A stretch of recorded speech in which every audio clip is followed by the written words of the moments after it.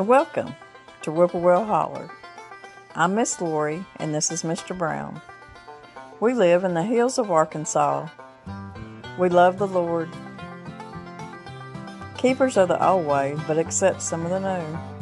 We love to cook, and we love to eat. We love to garden. It's in our blood. It's how we stay sustainable and fill our pantry. We do a lot of canning and preserving. We live a sustainable life. We love our family. We work hard. And every once in a while, we like to dance. So y'all join us. I've had a lot of questions on how I use my canned potatoes that I pressure can out of the garden. Well, Mr. Brown's going to be cooking me my birthday supper. So we're going to open a jar up and we're going to roast us some potatoes. That's one way of using my canned potatoes. So y'all stick around, and there'll be other videos of showing you how. Okay, so Mr. Brown, like I said, is going to be cooking me some supper. And I'm going to take one of my quart jars of potatoes. These were canned in 21. And these actually, I did blanch these before I canned them. Sometimes I do, sometimes I don't. And even doing that, they're still over, them sitting there for a couple of years, They're still a little starch, and, it's just part of it. But it don't hurt nothing. And I'm just going to put my potatoes in here. And I'm going to rinse them real good to get that starch off. Then I'm just going to let them sit here and drain, and then I'm going to try to, dry them off as much as I can before I start seasoning them up real good to put them in the oven to roast. Now, since these are canned potatoes or cooked potatoes, it won't take very long for them to roast in the oven.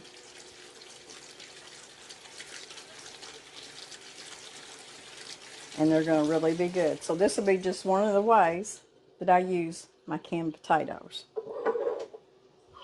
I use them, I fry them. Some of y'all watched me canned potatoes where I cut them up for frying. I use them like this, and I cut them up and make potato salad and just different stuff like that. So we'll be doing that too. Potatoes. And I just got an iron skillet here. I've drained my potatoes. I rinsed them good, let them dry.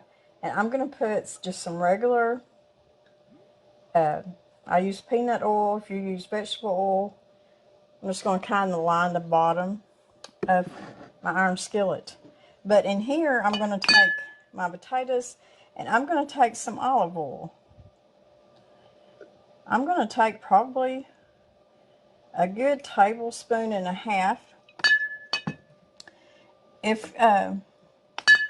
This is some of the best olive oil I've ever used in my life. Now, as a young mother and a young cook, I didn't have access to olive oil. I didn't even know what olive oil was. But now that I'm older, I know what it is, and I love it. But this is the olive tap, and you order this online. Just go to theolivetap.com, and not only do you get the best olive oil, you get different kinds of olive oil, you get balsamics, you get all kinds of, like your different red wine vinegars, so many different vinegars, spices, everything. I love this company. I just love them. Okay, so we got our olive oil in here. I'm going to take, and y'all know Miss Lori loves her garlic, so you put as much as you want in there. But I'm going to take at least a tablespoon. I'm going to take some salt and some pepper.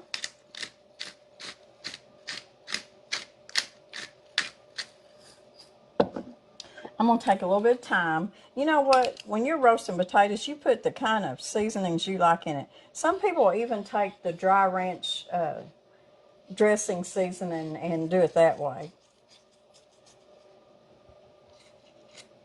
Put just about, I don't know, a teaspoon of thyme. I love thyme in potatoes.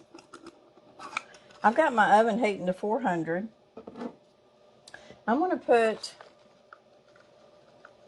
about a half a teaspoon of paprika. I'm going to put a teaspoon of onion powder, or half a teaspoon probably. And if you want to, you can go ahead and put a half a teaspoon of garlic powder in here too, along with your garlic. I've got some parsley flakes.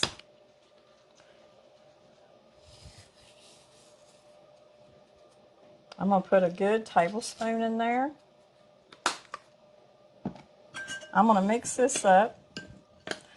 Let all that seasoning and the olive oil and everything coat those potatoes.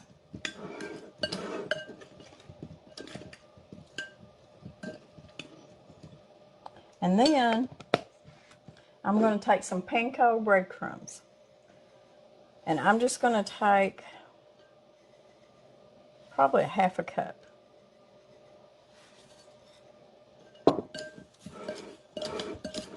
And I'm just going to mix that up with my potatoes. And what that'll do is just give it a little bit of crispy crunch to them. And like I said, these are already cooked because they're canned potatoes. So it's not going to take but maybe 25 minutes or so for it to cook. So I got my oven heated to 400. What I'm going to do is I'm going to heat my skillet up. I want my skillet hot when I put my potatoes in there. Just like you do cornbread or something like that. So there's my squeaky oven door. Put my skillet in there. When we come back, we'll put our potatoes in there and get them in the oven.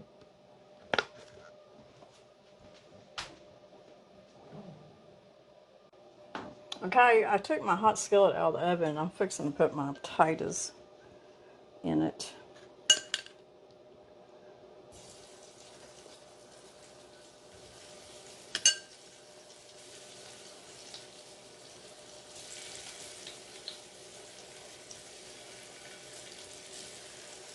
And I'm going to try to spread them out as much as possible.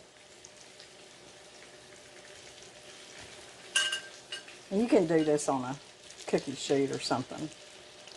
I just like doing everything in my iron skillets.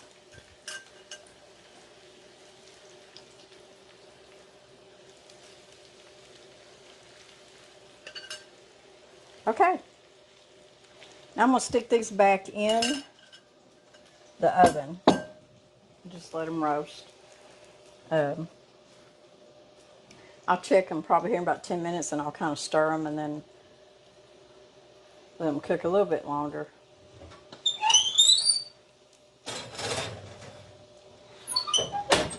Now I've got my other iron skillet right here because we're fixing to make some fried corn.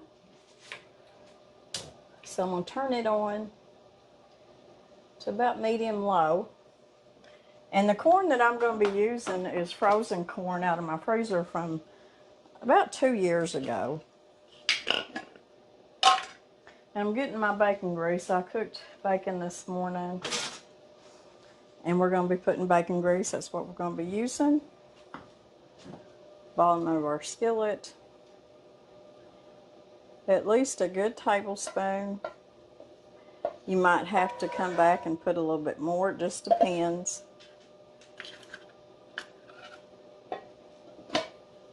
Now, everybody's got different recipes for how they like their fried corn.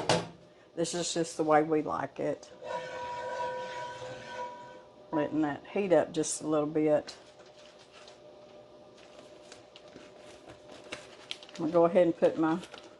Now, this corn, I blanched it and put it in vacuum sealed bags. Like I said, this corn's 2 years old out of the freezer. And there's probably 4 cups right here. What we don't eat tonight, we'll eat tomorrow. Or eat it in our lunch at work. We always, if we ever have leftovers, it always goes to work with us for our lunches. Now I've also got about a half of a red bell pepper.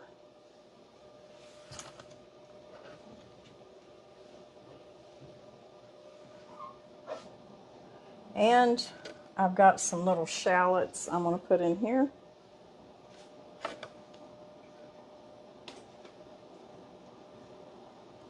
I'm going to get my black pepper.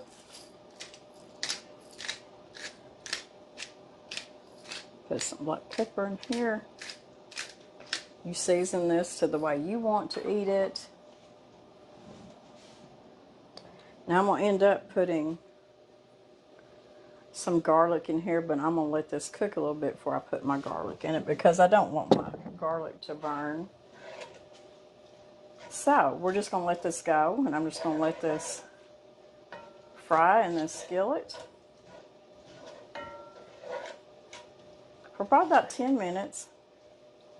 Then we'll come back and we'll put our garlic in it. Makes a really pretty dish, and it is so good. And we're going to finish up our fried corn. I'm going to put a good teaspoon of garlic in it.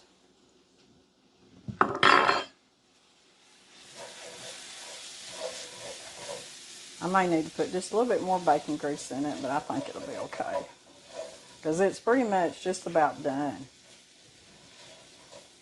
My potatoes are still in the oven, but they're just about done. Danny's out there. He's got my steaks on the grill. Okay, guys. There's our side dishes. There's our fried corn. Now, if I'd had bacon cooked up, there'd be bacon in that. So y'all remember that.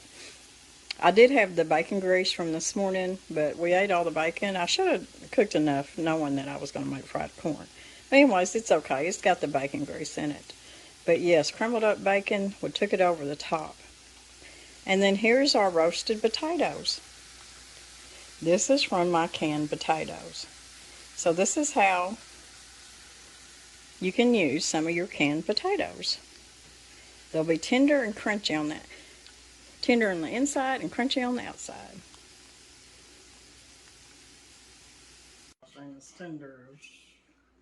My sweet husband grilled me a porterhouse steak from the beef that we had processed, and it is so good. I can't tell y'all how good he is. The best. He just cooks the best steaks you ever ate. So thank you, Mr. Brown. Happy birthday to me.